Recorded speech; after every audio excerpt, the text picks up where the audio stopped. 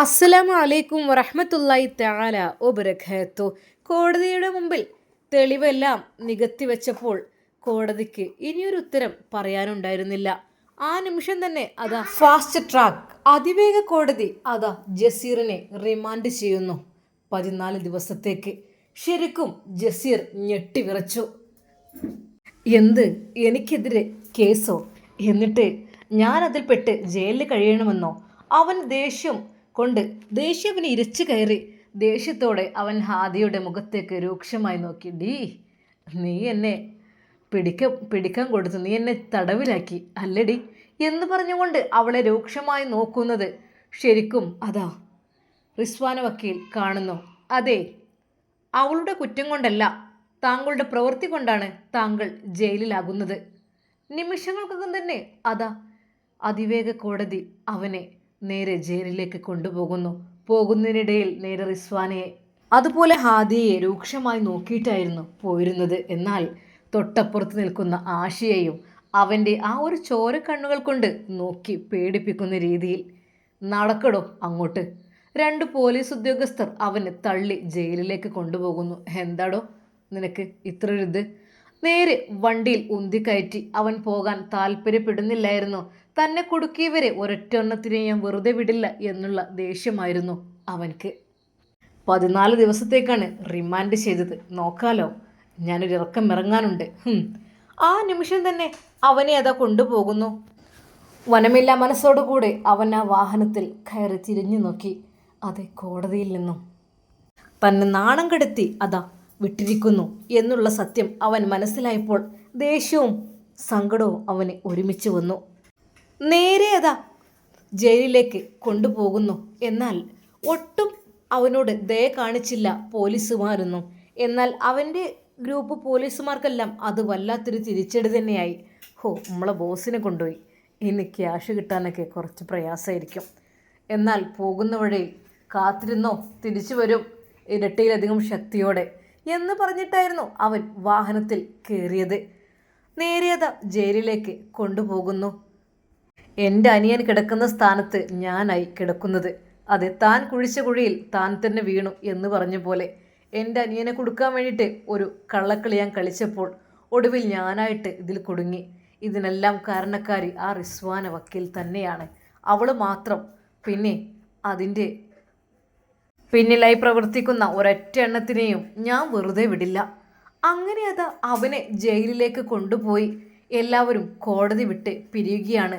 റിസ്വാന വക്കീലിനോട് ഹാദിയ പറഞ്ഞു, വക്കീലേ, അത് പിന്നെ ഉണ്ടല്ലോ, എങ്ങനെ നന്ദി പറയണമെന്ന് അറിയുന്നില്ല. ഒരുപാട് ഉപദ്രവിച്ചതാണ്, വേദനിപ്പിച്ചതാണ്. അതുകൊണ്ട് മോളെ, നീ ഒന്നുകൊണ്ട് വിഷമിക്കേണ്ട ഹാദിയ. പിന്നെ ഇങ്ങനെയുള്ളവരെ കുടുക്കുവാൻ നമ്മൾ മുൻകൈയിട്ട് ഇറങ്ങണം. പേടിച്ച് നിൽക്കരുത്, എല്ലാം തുറന്നു പറയണം. നീ എന്തുകൊണ്ട് ഇതെല്ലാം ഇതുവരെ മറച്ചു വെച്ചു? നിന്നെ ഇത്രയും ദിവസം പീഡിപ്പിച്ചതിൽ നീ എന്തുകൊണ്ട് മറച്ചു വെച്ചു? വിവാഹത്തിൻ്റെ നീ പറഞ്ഞല്ലോ അന്ന് തന്നെ, നിന്നോട് പറഞ്ഞ വാക്ക്, ഈ മുറിക്ക് പുറത്ത് മാത്രമാണ് നീ എനിക്ക് ഭാര്യ എന്നുള്ളത്. അതെന്തുകൊണ്ട് നിൻ്റെ ഉമ്മയോടും ഉപ്പയോടും പറഞ്ഞില്ല? അതൊക്കെ ആ സ്പോട്ടിൽ പറയണ്ടേ മോളെ. പറഞ്ഞാൽ മാത്രമല്ലേ പ്രതികരിച്ച് ഇറങ്ങിപ്പോരാൻ പറ്റുകയുള്ളൂ. അല്ലാതെ ഇങ്ങനെയുള്ള ഒരുപാട് പാവം പെൺകുട്ടികൾ വിഷമങ്ങൾ സഹിച്ച് ജീവിക്കുന്നുണ്ട്. അതെ, പുറത്തു പറയാൻ ഭയന്ന്, ഭർത്താവിനെ പേടിച്ച്, ഭർത്താവിൻ്റെ വീട്ടുകാരെ പേടിച്ച്, അങ്ങനെ പല പെൺകുട്ടികളും അവരുടെ ജീവിതം തന്നെ അത് ഇല്ലാതെയാകുന്നുണ്ട്. ഒരുപാട് കഥകളുണ്ട്. അത്രക്കും പീഡനങ്ങൾ ഏറ്റുവാങ്ങി സഹിച്ച് അത്യധികം വിഷമത്തോടെ വേദനയോടെ ഒടുവിൽ ജീവൻ തന്നെ ഇല്ലാതാക്കുന്ന എത്രയോ പെൺകുട്ടികൾ. വീട്ടിലേക്ക് പോയി കഴിഞ്ഞാൽ വീട്ടുകാർക്ക് വിഷമമാവും എന്ന് കരുതി. എന്നാൽ ഒരു നിമിഷത്തെ ആ ഒരു ഭയം അല്ലെങ്കിൽ അതില്ലാതാക്കുന്നത് നല്ലൊരു ജീവിതമായിരിക്കും. വെറുതെ എന്തിനാണ് ആവശ്യമില്ലാത്ത നിൽക്കുന്നത്? ഹാദിയ, ഞാൻ നിന്നോട് പറയുന്നു, ഇനിയൊരിക്കലും ഇങ്ങനെയുള്ള കാര്യങ്ങൾ ഉണ്ടാകുകയാണെങ്കിൽ ഒരിക്കൽ പോലും നീ മറച്ചു വെക്കരുത്. അതെ, ഹാദിയ അത് വക്കീലിനെ മുമ്പിലാകെ കരഞ്ഞു. അതെ, ഞാൻ ഒരുപാട് സഹിച്ചു, എന്നെക്കൊണ്ട് വേഷം കെട്ടിച്ചു, ഒരുപാട് വേദനകൾ സഹിച്ചു. എന്ത് ചെയ്യാം, ഒരിക്കൽ പോലും എൻ്റെ ഉമ്മയും ഉപ്പയും വിഷമിപ്പിക്കരുത് എന്ന് കരുതി. എന്നാൽ ഉമ്മയും ഉപ്പയുമെല്ലാം അത് കണ്ടപ്പോൾ കരയുകയാണ് ചെയ്തത്. എന്നാൽ ജസീറിനെ പിടിച്ചു കൊണ്ടുപോയത് അവർക്ക് വലിയൊരു ആശ്വാസമായി. എന്നാൽ ജസീറിൻ്റെ കൂട്ടുകാർ ആരോ വന്ന് നേരെ അതാ പുളിക്കൽ തറവാട്ടിലേക്ക് പോകുന്നു. വിശാലമായ ആ മുറ്റത്തെ വലിയ ഗേറ്റ് തുറന്നുകൊണ്ട് അകത്തേക്ക് അവർ പ്രവേശിക്കുമ്പോൾ ഉമ്മ ഓടിയെത്തി. എന്താണ് ആരാണ്? അത് നിങ്ങളുടെ മകൻ ജസീർ ജയിലിലാണ്. അവനെ പോലീസ് പൊക്കിയിട്ടുണ്ട്. എൻ്റെ റബ്ബേ, എന്തൊക്കെ ഞാൻ കേൾക്കണ്! നിരപരാധിയായ എൻ്റെ മോനോ? ഹോ, വല്ലാത്തൊരു കഷ്ടം തന്നെയാണല്ലോ ഇത്. അവനെയാണോ ഇപ്പോൾ പോലീസ് പൊക്കിയത്? ആഹാ, ഇതെന്ത് ന്യായം! തെറ്റ് ചെയ്തവൻ മറ്റവനാണ് എൻ്റെ വാക്ക് ധിക്കരിച്ച് പോയത്, ജസീറല്ല. ഇത് ശരിക്കും വല്ലാത്തൊരു പ്രശ്നം തന്നെയാണല്ലോ. ആഹാ, അങ്ങനെ വിട്ടാൽ പറ്റില്ലല്ലോ. ആ നിമിഷം തന്നെ ആ ഉമ്മ അവിടെ നിന്ന് ഇറങ്ങുന്നു നേരെ സ്റ്റേഷനിലേക്ക്. നിരപരാധിയായ എൻ്റെ മോൻ ജസീറിനെ അതാ അറസ്റ്റ് ചെയ്ത് കൊണ്ടുപോയി ജയിലിൽ അടച്ചിരിക്കുന്നു എന്നുള്ള ഒരു കേസ് അവർ എഴുതി കൊടുക്കുന്നു. എന്നാൽ ആ ഉമ്മാക്ക് സഫീറിനെ ഒട്ടും ഇഷ്ടമല്ലായിരുന്നു. സഫീറിന് വേണ്ടി വെച്ച കെണി മറ്റവനാ കൊണ്ടത്. വല്ലാത്തൊരു കഥയായിപ്പോയി. പരാതി എഴുതി കൊടുത്ത് അവർ മടങ്ങി. എന്നാൽ ജസീറിനെ കുറിച്ചുള്ള അന്വേഷണങ്ങൾ തുടർന്നു. എന്നാൽ കോടതിയിൽ വരെ അവനനുസൃതമായ തെളിവുകൾ ഉണ്ടായതുകൊണ്ട് തന്നെ ആ കേസ് മുന്നോട്ട് കൊണ്ടുപോകാൻ കഴിഞ്ഞില്ല എന്നർത്ഥം. എങ്കിലും അവർ വീണ്ടും കേസ് കൊടുക്കുവാൻ വേണ്ടി ശ്രമിച്ചു. പോലീസുകാർക്ക് കൈക്കൂലി കൊടുക്കുന്നു. എൻ്റെ ജസീറിനെ എങ്ങനെയെങ്കിലും രക്ഷിക്കണം, അതിന് ഏതറ്റം വരെ പോകുവാനും ഞാൻ തയ്യാറാണ്. എന്നാൽ ഈ സമയം അവർ വീട്ടിലെത്തിയപ്പോൾ അതെ, ജസീറിൻ്റെ വെള്ളിമ ചോദിക്കുന്നു. എന്തു പറ്റി? അതെ, ജസീറിനെ ജയിലിലാക്കിയിട്ടുണ്ട് എന്നാണ് അറിയാൻ കഴിഞ്ഞത് അവൻ്റെ കൂട്ടുകാർ വന്നപ്പോൾ. ഓ, അതെന്താ? സഫീറോ? ഓ, നിങ്ങൾക്കെപ്പോഴും സഫീറിൻ്റെ ചിന്ത മാത്രമാണല്ലോ. സഫീർ രക്ഷപ്പെട്ടു, അത് തന്നെ. തെറ്റ് ചെയ്തോലെ ശിക്ഷ അനുഭവിക്കൂ. ആ കുട്ടിനെ കുറേ ഇടങ്ങാറാക്കിയതല്ലേ. പിന്നെ എന്തൊക്കെ കേട്ടിരുന്നല്ലോ. അതൊക്കെ തള്ളെ ഒന്നും മിണ്ടണ്ട കേട്ടോ. എൻ്റെ മോൻ രക്ഷിക്കാൻ എനിക്കറിയാം. ശരിക്കും നേരെ ജസീറിൻ്റെയും സഫീറിൻ്റെയും ഉമ്മ കലിപ്പിലാണ്.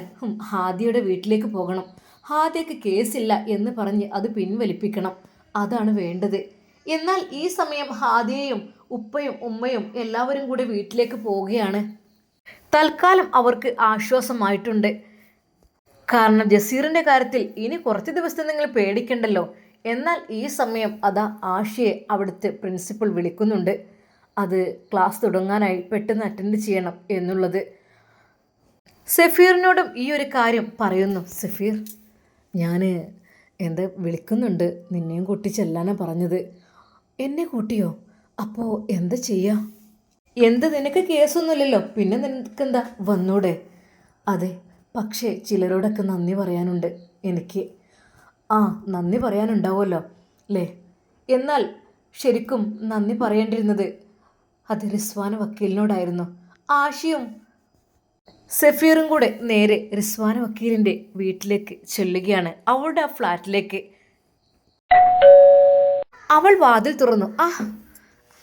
വക്കീലേ, ഉസ്താദ്, അസ്സലാമു അലൈക്കും ഉസ്താദേ. വലൈക്കും അസ്സലാം. ഇരിക്കെ, സോഫയിലേക്ക് ചൂണ്ടിക്കൊണ്ട് അവൾ പറഞ്ഞു. സഫീർ അല്പം നാണത്തോടു കൂടിയാണ് അവിടെ നിൽക്കുന്നത്. ഇരിക്കെ. എന്തായി, സമാധാനായില്ലേ? പിന്നെ നമ്മൾ എന്തൊക്കെ തന്നെ ചെയ്യുകയാണെങ്കിലും നേരായ വഴിയിൽ പോയാൽ ഒരു പേടിയും പേടിക്കേണ്ട ആവശ്യമില്ല. അതല്ല, തെറ്റായ രീതിയിൽ നമ്മൾ എന്തെങ്കിലും ചിന്തിക്കുകയോ പ്രവർത്തിക്കുകയോ ചെയ്താൽ പടച്ച റബ്ബിൻ്റെ കോടതി അതിനേക്കാൾ വലിയ അതിവേഗ കോടതിയാണ്. അത് നമുക്കുള്ള ശിക്ഷ വാങ്ങിത്തരും. പക്ഷെ ചില ആളുകൾക്ക് രക്ഷപ്പെടാമായിരിക്കും. എന്നാൽ ചില ആളുകൾക്ക് പെട്ടെന്നൊന്നും രക്ഷപ്പെടാനൊന്നും കഴിയില്ല. കാരണം മറ്റൊന്നുമല്ല, അത് എല്ലാം നോക്കി നിൽക്കുന്ന ഒരാളുണ്ട്. എല്ലാം കാണുന്നവനും കേൾക്കുന്നവനും അവനറിയാമല്ലോ എല്ലാം. അതുകൊണ്ട് നമുക്ക് ആ കാര്യത്തിൽ പേടി വേണ്ട. പക്ഷെ ദുനിയാവെന്ന് പറഞ്ഞാൽ ചതിയാണ് കൂടുതൽ ഇവിടെ വിജയിക്കുന്നത്. അതെ, വളരെ കുറച്ച് സത്യങ്ങൾ മാത്രം. നമ്മൾ സത്യത്തിന് വേണ്ടി പോരാടിക്കഴിഞ്ഞാലും നമ്മളെ പിന്നാലെ ഒരു പക്ഷെ പരാജയം വന്നിരിക്കും. സാരല്ല, ഇന്നില്ലെങ്കിൽ നാളെ അതെല്ലാം തെളിഞ്ഞ് പുറത്തു വരും. റിസ്വാന വക്കീലിൻ്റെ വാക്ക് കേട്ട് ശരിക്കും അതെ, സഫീർ അവളെ നോക്കിയിരുന്നു പോയി. അവളുടെ വാക്കുകൾ, ചടുലതയേറിയ ആ ഒരു വാക്കുകൾ, ആ ഒരു ഉഷിര്, എല്ലാം കൂടി ഒരു പെണ്ണിനൊത്തിണങ്ങിയ എല്ലാം അവളിലുണ്ടായിരുന്നു. അതേ, ധൈര്യമുള്ള പെൺകുട്ടി, എവിടെയും തളരാതെ പതറാതെ ഇരിക്കുന്ന പെൺകുട്ടി. സഫീറിൻ്റെ മനസ്സിൽ എന്താണെന്നറിയില്ല, എന്തെന്നില്ലാത്ത ഒരു മുഹബത്തോ അതോ ഒരു ഇഷ്ടോ അതൊരു സ്നേഹമോ അതോ എന്തൊക്കെ ഒരു തോന്നൽ അവൾ തൻ്റെ ആരൊക്കെയാണോ അങ്ങനെ ഒരു തനിക്ക് വേണ്ടി തന്നെ രക്ഷിക്കാൻ വന്ന. എന്നാൽ ഒരു നിമിഷം അവളുടെ മുഖത്തേക്ക് അവൻ നോക്കിക്കൊണ്ടിരുന്നപ്പോൾ ആശി തട്ടി. എന്താടാ? അല്ല ഞാൻ എന്താ അല്ല ഞാൻ ക്യാഷൊന്നും കൊടുത്തില്ല. അതെ, അവൻ കരുതിയിരുന്ന ആ ക്യാഷ് എടുത്തിട്ട് നേരെ റിസ്വാൻ്റെ വക്കീലിൻ്റെ നേരെ നീട്ടുന്നു. ഇതാ ഈ ക്യാഷ്, എനിക്ക് ഇതല്ലാതെ ഇനിയിപ്പോൾ തൽക്കാലം ഇത് പിടിക്കൂ, ഞാൻ ഇൻഷാ അല്ലാ തരാം. എന്തിന് ക്യാഷ്? നോ, ഒരിക്കൽ പോലും ഞാനൊരു സത്യം പറയുന്നതിന് എന്തിന് ക്യാഷ് വാങ്ങണേ? സത്യത്തിനാണെങ്കിൽ അള്ളാഹുവിൻ്റെ അടുത്ത് നിന്ന് എനിക്ക് പ്രതിഫലം ലഭിക്കും. നോ, ക്യാഷിൻ്റെ ആവശ്യമേ എനിക്കില്ല സത്യമായിട്ടും. അല്ല, ഇത് വാങ്ങണം എൻ്റെ ഒരു സന്തോഷത്തിന് വേണ്ടി. സഫീർ, ഞാൻ ഒരിക്കൽ പോലും ആരോടും ക്യാഷ് വാങ്ങാറില്ല. ഇങ്ങനെയുള്ള കേസുകൾ അത്രക്കും ഗതികെട്ട് നിൽക്കുന്നവരാണ് എൻ്റെ അടുത്തേക്ക് വരിക. അപൂർവമായ കേസുകൾ എൻ്റെ അടുത്തേക്ക് വരും. അത് അത്രക്കും ഗതി കെട്ടിട്ടായിരിക്കും വരിക. റിസ്വാൻ വക്കീൽ വിശദീകരിച്ചു. നമ്മളൊരാളെ ചതിക്കരുത്, നമ്മളൊരാളെ കുറ്റപ്പെടുത്തരുത്, വേദനിപ്പിക്കരുത്. അങ്ങനെ ഒരു കേസ് ഇതിനു മുമ്പ് എൻ്റെ അടുത്തേക്ക് വന്നു. ആഷിയും അത് സഫീറും അത് കേട്ടിരുന്നു. എന്താ? അല്ലെങ്കിലും സഫീർ അവളുടെ സംസാരം കേൾക്കുവാൻ വേണ്ടി വല്ലാതെ കൊതിച്ചു പോവുമായിരുന്നു. ആ സമയത്താണ് അത് റിസ്വാൻ വക്കീൽ അത് പറയുന്നത്. പാവപ്പെട്ട ഒരു ഉമ്മയും മകനും താമസിക്കുന്നു. മകളെ ദൂരെടുത്തേക്ക് കല്യാണം കഴിച്ച് വിട്ടിട്ടുണ്ട്. എന്നാൽ ഈ മകന് വിവാഹപ്രായമായപ്പോൾ തന്നെ പെണ്ണിനെ കാണുവാൻ വേണ്ടി പോയി. എന്നിട്ട് കാണാൻ വേണ്ടി പോയി. അതെ, കുഴപ്പമൊന്നുമില്ല, പെണ്ണിനെ കണ്ടു, ഇഷ്ടമായി, തിരിച്ചു വന്നു. എന്നാൽ കല്യാണത്തിൻ്റെ ആ ദിവസം പുതുപെണ്ണിനെ മാറ്റിക്കാൻ പോയ സമയത്ത് തന്നെ പെണ്ണിനെ ശരിക്കും ഭാവവ്യത്യാസം. അവൾ എഴുന്നേറ്റ് ഓടാൻ നിൽക്കുകയോ അല്ലെങ്കിൽ ആകപ്പാടൊരു വെപ്രാളം. ശരിക്കും മണവാട്ടിയെ കൂട്ടിക്കൊണ്ടുപോകാൻ പോയവരൊക്കെ ശരിക്കും ഞെട്ടിത്തെരിച്ചിരിക്കുകയാണ്. എന്ത് ഇവൾക്ക്?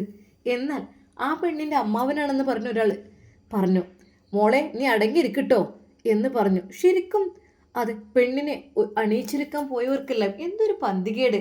കാണാൻ പോയപ്പോഴൊന്നും ഒരു കുഴപ്പമില്ലായിരുന്നു, ഒരു പ്രശ്നങ്ങളും പ്രയാസവും ഒന്നുമില്ലായിരുന്നു. ഇതിപ്പോൾ എന്താ ഇങ്ങനെ എന്ന് കരുതി. എന്നാൽ വിവാഹം കഴിഞ്ഞ് അത് ആ ദിവസം എല്ലാവരും കൂടി മണവാട്ടിയെ ഭർത്താവിൻ്റെ വീട്ടിലേക്ക് കൊണ്ടാക്കുകയാണ്. എന്നാൽ ഭർത്താവിൻ്റെ വീട്ടിലെത്തിയപ്പോഴും ഈ കുട്ടിക്ക് എന്തെന്നറിയില്ല, ഒരു ബുദ്ധിയില്ലാത്ത രീതിയിൽ എന്തൊക്കെയോ ഒരു വെപ്രാളം, എന്തൊക്കെയോ ഒരു ശരിക്ക് ഭക്ഷണം കഴിക്കുവാൻ വരെ കഴിയുന്നില്ല. അതുപോലെ ഒന്നിനും കഴിയാത്ത രീതിയിൽ പിന്നീട് അവർക്ക് തിരിച്ചറിഞ്ഞു, അതെ ഈ കുട്ടി ഒരിക്കൽ പോലും ഒരു പൂർണ്ണതയുള്ള കുട്ടിയല്ല എന്ന് വെച്ചാൽ അവർ ഇവരെ ചതിച്ചു. അത് അംഗവൈകല്യമുള്ള കുട്ടിയെ ഇവനെ കൊണ്ട് കല്യാണം കഴിപ്പിച്ചു. ഇവരാണെങ്കിൽ കൂടുതൽ അന്വേഷണത്തിനൊന്നും നിന്നതുമില്ല. കാരണം അവരുടെ ഉപ്പയുടെയും ഉമ്മയുടെയും ആ വാക്കുകളിൽ അവരങ്ങ് അലിഞ്ഞ് മയങ്ങിപ്പോയിരുന്നു. എന്തൊക്കെ തന്നെയാലും ഇവർ ചതിച്ചു എന്ന് തന്നെ പറയാം. കാണാൻ പോയ സമയത്ത് ആ കുഞ്ഞു കൈകാലുകളൊന്നും പുറത്ത് കാണിക്കുക ഒന്നും ചെയ്തിരുന്നില്ല. ശരിക്കും അവരുടെ മുമ്പിൽ ഇരുന്നു എന്നല്ലാതെ ശരിക്കും ഇവർക്ക് അത് വല്ലാത്ത ഒരു വിഷമായി. എന്ത് ചെയ്യും? പാവപ്പെട്ട ആ മകനും ആ ഉമ്മയും. അത് എങ്കിലും അവൻ അവളെ പൊന്നുപോലെ നോക്കി. അതായത് അവളുടെ ഡ്രസ്സ് അലക്കി കൊടുത്തു, അവളുടെ എല്ലാ കാര്യങ്ങളും ഫുഡുണ്ടാക്കി കൊടുത്തു, ചോറും കറിയൊക്കെ വെച്ച് കൊടുത്തു. ഉമ്മക്ക് നല്ല സങ്കടം ഉണ്ടായിരുന്നു.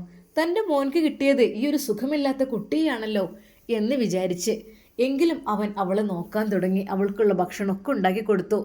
ഉമ്മ ഒരു ഭാഗം കുറച്ച് സുഖമില്ലാത്ത ഇരിക്കുകയാണ്. ഉമ്മയും പ്രായമായിട്ടുണ്ട്. എന്നാൽ ഉമ്മ വിചാരിച്ചു മകൻ്റെ കാര്യമൊക്കെ നോക്കാൻ ഇനിയൊരു പെണ്ണാവുമല്ലോ എന്ന് കരുതിയിട്ടാണ് കല്യാണം കഴിപ്പിച്ചത്. പക്ഷേ എന്ത് ചെയ്യാൻ, നിർഭാഗ്യവശാൽ അങ്ങനെയുള്ളൊരു പെൺകുട്ടിയാണ് കിട്ടിയത്. അവൾ വേണ്ട രീതിയിൽ അവൻ നോക്കുന്നുണ്ട്. എന്നാൽ അതിനിടയിൽ അവൾ ചില കാര്യങ്ങളൊക്കെ ചെയ്യുന്നുണ്ട്. അത് അവിടെ ഗ്യാസ് ഓൺ ചെയ്ത് വെച്ചിട്ട് പോകും. അതുപോലെ അങ്ങനെ ഒരു അപകടപ്പെടുത്തുന്ന രീതിയിലുള്ള കാര്യങ്ങളൊക്കെ. കാരണം ആ കുട്ടിയെ പറഞ്ഞിട്ട് കാര്യമില്ല, കുട്ടിക്ക് ഓഫ് ചെയ്യാനൊന്നും അറിയില്ലെന്ന് തോന്നുന്നു. എന്നാൽ ഈ സമയത്ത് ഉമ്മ പറഞ്ഞു, മോനെ ഇങ്ങനെ ആയിക്കഴിഞ്ഞാൽ എൻ്റെ പൊന്നു മോന് പോവും രാവിലെ ജോലിക്ക്.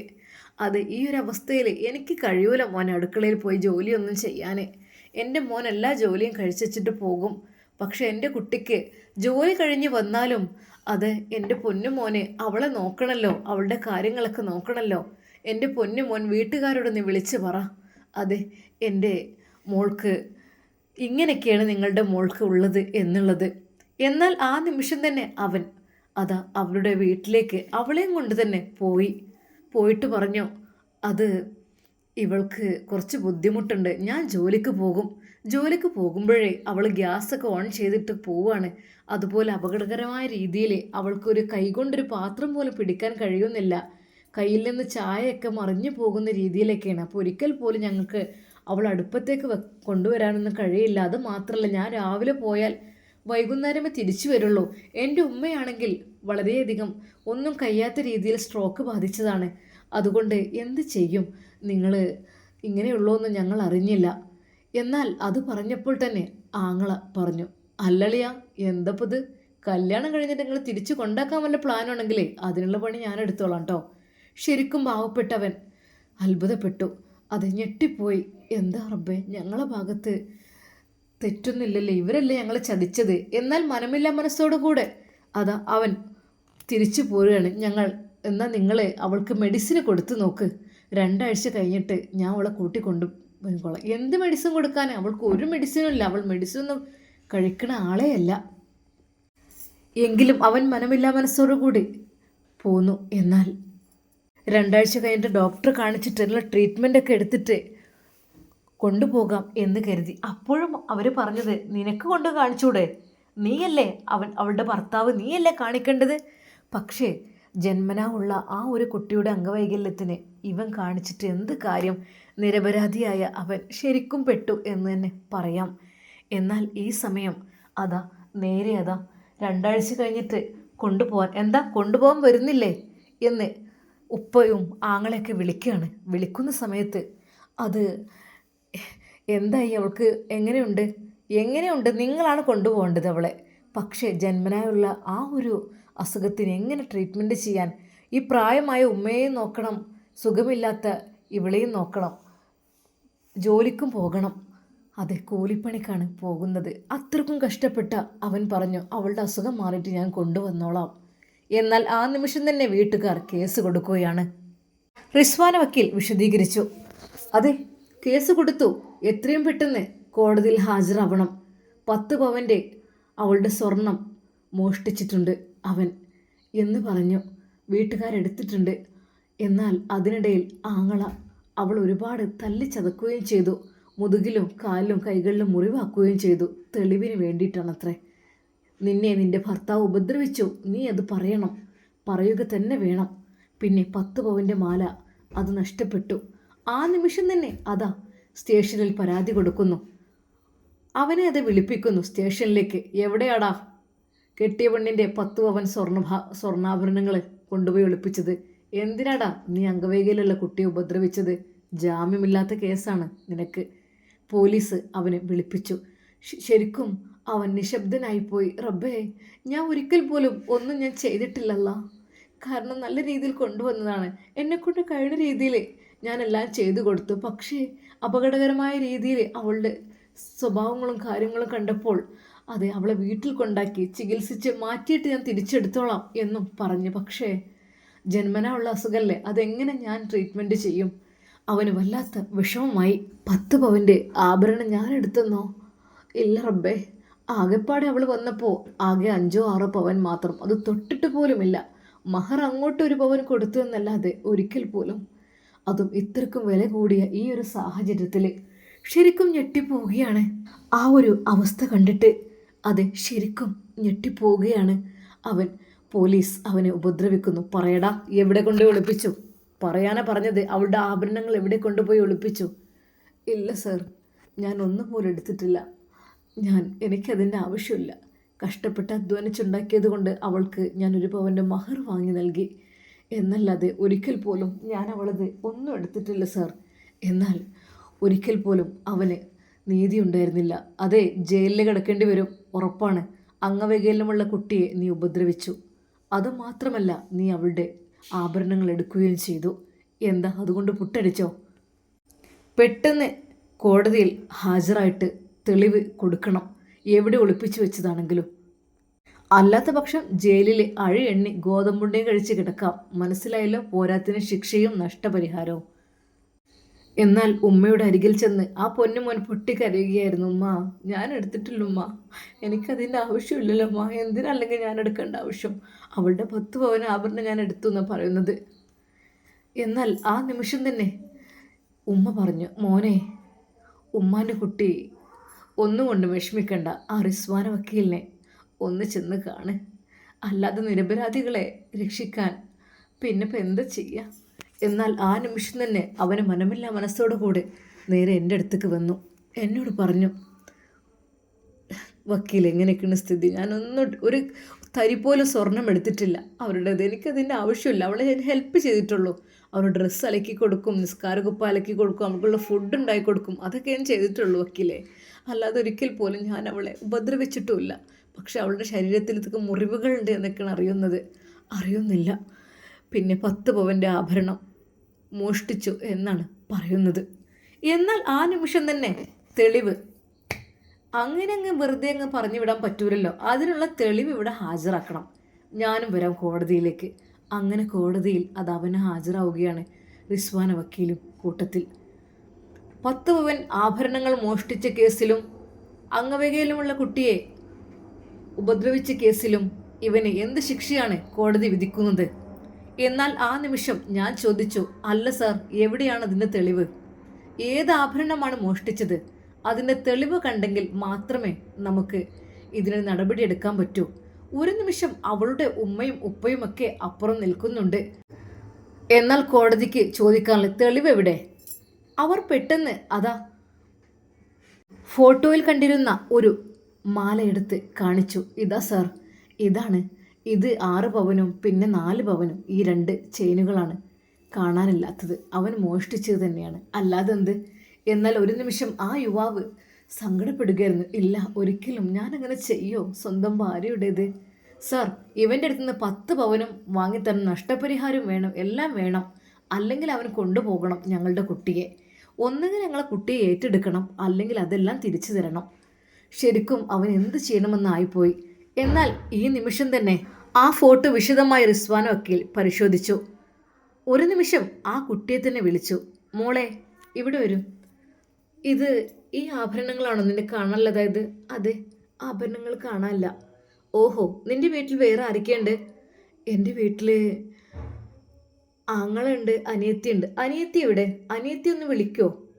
എന്നാൽ അപ്പോൾ തന്നെ മാതാപിതാക്കൾ പറഞ്ഞു, ഇല്ല, അവളെ വിളിക്കേണ്ട ആവശ്യമില്ല. അവൾ ഞങ്ങളിൽ നിന്ന് തെറ്റിപ്പോയതാണ്. അവൾ ഒരുത്തൻ്റെ കൂടെ ഒളിച്ചോടി പോയതാണ്, ഞങ്ങളുടെ ഇഷ്ടമൊന്നും നോക്കാതെ. അതുകൊണ്ട് അവളെ വിളിക്കണ്ട. ആഹാ, അങ്ങനെയാണെങ്കിൽ അവളെ ഒന്ന് വിളിക്കണം. കല്യാണത്തിന് അവൾ കൂടിയിരുന്നോ ഇല്ലയോ? ആ, കൂടിയിരുന്നു. കൂടിയിട്ട് പോയി. ഇവളെ മാറ്റിയൊരുക്കി ഭക്ഷണം പോലും കഴിക്കാതെ അധികാരി പോയത്. ഓ, അങ്ങനെ. എന്നാൽ അവളെ ഒന്ന് വിളിക്കണം, നമ്പറെങ്കിലും തരണം. എന്നാൽ ആ നിമിഷം തന്നെ അതാ റിസ്വാന വക്കീൽ നമ്പർ വാങ്ങിയിട്ട് നേരെ അവൾക്ക് വിളിക്കുന്നു. ഒരിക്കൽ പോലും ഇവരതൊട്ടും പ്രതീക്ഷിച്ചില്ല. അല്ല മോളെ, നിന്റെ അനിയത്തിയുടെ കല്യാണം കഴിഞ്ഞപ്പോൾ എത്ര പവനായിരുന്നു ആഭരണങ്ങൾ കൊടുത്തിരുന്നത്? ആ, അത് 5ഓ 6ഓ. അല്ല, കഴുത്തിൽ ഉണ്ടായിരുന്ന ആ മുകളിലത്തെ നെക്ലേസും. നിങ്ങൾ വാട്സപ്പിൽ ഞാൻ ഫോട്ടോ വെക്കാം. ആ താഴെയുള്ള 6 പവൻ്റെ തൂക്കം വരുന്ന ആ ഒരു മാലയും. അത് ഏത് ജ്വല്ലറിയിൽ നിന്നാണ് എടുത്തതെന്നറിയോ? അത് ജ്വല്ലറിയിൽ നിന്നല്ല, അത് ഞങ്ങൾ എന്താ പറയുക, വാടകയ്ക്ക് എടുത്ത ഗ്യാരണ്ടി ആഭരണമായിരുന്നു. എത്ര രൂപയ്ക്ക്? അത് ഞങ്ങൾ 2000 രൂപക്കാണ് രണ്ടും കൂടി എടുത്തത്. ഓഹോ, ഓക്കെ ഓക്കെ, എന്നാൽ ശരി. ആ നിമിഷം തന്നെ റിസ്വാന വക്കീൽ അതാ തെളിവ് കണ്ടുപിടിച്ചു കഴിഞ്ഞു. ഏത് ഷോപ്പിൽ നിന്നാണെന്ന് വരെ ചോദിച്ചു. എന്നാൽ കേസ് നാളത്തേക്ക് നീട്ടി. ആ നിമിഷം തന്നെ റിസ്വാന വക്കീൽ നേരെ ചെന്നത് അത് ആ ഷോപ്പിലേക്കായിരുന്നു. ആ ഫോട്ടോയിൽ കണ്ട അതേ ആഭരണങ്ങൾ സെലക്ട് ചെയ്തെടുത്തു. പിറ്റേ ദിവസം എല്ലാവരും ആകാംക്ഷയോടെ 10 പവൻ്റെ ആഭരണമല്ലേ, അത് എന്തായാലും കിട്ടും, അത് ഞാൻ നിങ്ങൾക്ക് വേണ്ടി ശരിക്കും വാങ്ങിച്ചു തരും എന്ന് പറഞ്ഞിരുന്നു. അങ്ങനെ അതെ, സന്തോഷത്തോടെ പെണ്ണിൻ്റെ ആളുകൾ, 10 പവൻ, നമ്മൾ വെറുതെ ഒരു കളവ് പറഞ്ഞാലും 10 പവൻ്റെ ആഭരണം നമുക്ക് കിട്ടില്ലേ? ഇപ്പോഴത്തെ വില എന്താ? നമ്മൾ കോടീശ്വരന്മാരാവും 10 പവൻ കിട്ടിയാൽ തന്നെ. അത്രയ്ക്ക് വിലയല്ലേ? നമുക്കതുകൊണ്ട് എന്തെങ്കിലുമൊക്കെ തുടങ്ങാം. അങ്ങനെ പല പ്ലാനുകളും ആ ഉപ്പയും ആ ഉമ്മയും ആങ്ങളെയും അത് ആ പാവം പെൺകുട്ടിയും അവർ അന്നും കോടതിയിലെത്തി സന്തോഷത്തോടു കൂടി അവരുടെ സ്വർണം സ്വീകരിക്കുവാൻ വേണ്ടിയിട്ട് പെട്ടെന്ന് അതാ റിസ്വാൻ വക്കീലിൻ്റെ കക്ഷിയും എത്തി. അദ്ദേഹത്തിൻ്റെ കൈകളിൽ അത് കൊടുത്തുകൊണ്ട് പറഞ്ഞു, ഇതാണ് ആ ആഭരണം, തിരിച്ചു കൊടുത്തേക്കോ. ആഭരണങ്ങൾ കൊണ്ടുവന്നിട്ടുണ്ടോ? അത് കൊണ്ടുവന്നിട്ടുണ്ട് സർ. എന്നാൽ അത് തിരിച്ചു കൊടുത്തേക്കൂ. അപ്പോൾ തന്നെ ആ ഒരു മുക്കിൻ്റെ ആഭരണങ്ങൾ അവർക്ക് തിരിച്ചു കൊടുക്കുന്നു. അവർ ശരിക്കും ഞെട്ടിപ്പോയി. ഇത് നമ്മൾ വാടകയ്ക്കെടുത്ത അതേ ആഭരണം തന്നെയാണല്ലോ. അവരുടെ മുഖം വല്ലാതെ എങ്ങായി. എന്താ വേണ്ടേ? മോൾക്ക് ഇട്ടുകൊടുക്ക്, അല്ലെങ്കിൽ വിറ്റ് എന്തെങ്കിലുമൊക്കെ ചെയ്യേ. റിസ്വാന വക്കീലിൻ്റെ ആ ഒരു ചോദ്യത്തിന് മുമ്പിൽ അവർ എന്ത് ചെയ്യണമെന്നറിയാതെ ആകെ ചൂളിപ്പോയി എന്നർത്ഥം. എന്നാൽ കോടതി വരെ ലജ്ജിച്ച് തല താഴ്ത്തി. ഇത്രയധികം കളവുകൾ പറഞ്ഞ് എന്തിനു വേണ്ടിയിട്ട് ഒരാളെ കഷ്ടപ്പെടുത്തുന്നത്? ഇനിമേലിൽ ഈ രീതിയിലുള്ള കേസുമായി നിങ്ങൾ ഇതുവഴി വരരുത്. ശരിക്കും റിസ്വാന വക്കീൽ അവിടെ വിജയിച്ചു കഴിഞ്ഞു. ആ ആഭരണങ്ങൾ തിരികെ അവരുടെ ആ റോഡ് ഗോൾഡിൻ്റെ ഷോപ്പിൽ കൊണ്ടുപോയി കൊടുക്കുകയായിരുന്നു. അവരാകെ നാണം കെട്ടുപോയി. ഇനിയൊരിക്കലും അവർക്ക് ആഗ്രഹം ഉണ്ടാവില്ല കേസ് കൊടുക്കാൻ. കോടതിക്ക് മുമ്പാകെ നാണം കെട്ടിട്ട് അവരെന്ത് ചെയ്യണമെന്നറിയാത്ത അവസ്ഥ. അതെ, വക്കീൽ വരെ അവരെ ചീത്ത പറഞ്ഞു. ഇതായിരുന്നോ നിങ്ങൾ എന്നോട് പറഞ്ഞ ആ ആഭരണം? ഇത് വെറും മുക്കുപണ്ടമല്ലേ? ഹയ്യേ, മോശമായി പോയി. ഇതുപോലുള്ള കേസുകളൊന്നും വാദിക്കാൻ എന്നെയും വിളിക്കരുത് കേട്ടോ, അവരുടെ വക്കീൽ പറഞ്ഞു. റിസ്വാന വക്കീൽ പറഞ്ഞു, സത്യം പറഞ്ഞാൽ അതെവിടെയാണെങ്കിലും നേരത്തെ കഴിച്ചിലാവാം. കളവ് പറഞ്ഞാലോ ഒരു 10 കളവ് പറയേണ്ടി വരും. അതുമാത്രമല്ല ഒടുവിൽ പെടുകയും ചെയ്യും. വെറുതെ ആവശ്യമില്ലാത്തതിന് നിൽക്കണ്ട. നേരെ വാ, നേരെ പോകാം. റിസ്വാന വക്കീലിൻ്റെ ചടുലതയാർന്ന ആ ഒരു സംസാരം കേട്ട് ശരിക്കും സഫീർ ഞെട്ടിപ്പോയി. റബ്ബേ, ഇതൊരു പെണ്ണ് തന്നെയല്ലേ? ആഷി ഉസ്താദിൻ്റെ മനസ്സിലും വല്ലാത്ത സന്തോഷമായി. എന്തൊക്കെ തന്നെ തെളിയിക്കാൻ വലിയ ഉഷാറ് തന്നെയാണല്ലേ. മാഷാ അല്ലാ, ഇൻഷാ അല്ലാ. അവർ അവിടെ നിന്ന് ഇറങ്ങുവാൻ വേണ്ടി നിൽക്കുന്നു. എന്നാൽ വക്കീൽ, സഫീർ ഒരിക്കൽ കൂടി റിസ്വാന വക്കീലിനോട് പറഞ്ഞു, നന്ദിയുണ്ട് ഒരുപാട്. എൻ്റെ സന്തോഷത്തിൽ നിന്ന് സ്വീകരിക്കണം. ഞാൻ ആരോടും പ്രതിഫലം വാങ്ങാറില്ല. നിങ്ങൾക്ക് അത്ര നിർബന്ധമാണെങ്കിൽ ഞാൻ വാങ്ങാം. പക്ഷേ ഇതൊരിക്കലും എൻ്റെ കാര്യത്തിനൊന്നല്ല. പാവപ്പെട്ട ഒരുപാട് ആളുകളുണ്ടാവും, അവർക്ക് വേണ്ടി ഞാനത് കൊടുക്കും. അതെ, ഒരുപാട് കളവുകൾ കൂട്ടിച്ചേർത്ത് അവർക്കെതിരെ കേസ് ഉണ്ടാക്കി പല ആളുകളും വരും. ഒരുപാട് നഷ്ടപരിഹാരമൊക്കെ അവർക്ക് വേണ്ടി വരും, കോടതിയുടെ ക്യാഷ് അങ്ങനെയൊക്കെ വേണ്ടി വരും. അങ്ങനെയൊക്കെ ആയി കഴിയുമ്പോൾ അങ്ങനെയുള്ളവരെ ഹെൽപ്പ് ചെയ്യാൻ വേണ്ടിയിട്ട് ഞാനത് ഉപയോഗിക്കും, ഇൻഷാ അല്ലാ. സഫീർ സന്തോഷത്തോടെ അവിടെ നിന്ന് ഇറങ്ങി, ആഷിയും. എന്നാൽ സഫീർ ഒരിക്കൽ കൂടി തിരിഞ്ഞു നോക്കി. അത് റിസ്വാന വക്കീലിനെ. ഇൻഷാ അല്ലാ, നമുക്കിതിൻ്റെ ബാക്കി ഭാഗം നാളെ കാണാം. അതുവരേക്കും എല്ലാവർക്കും അസ്സലാമു അലൈക്കും വറഹ്മത്തുള്ളാഹി തആല വബറകാതുഹു.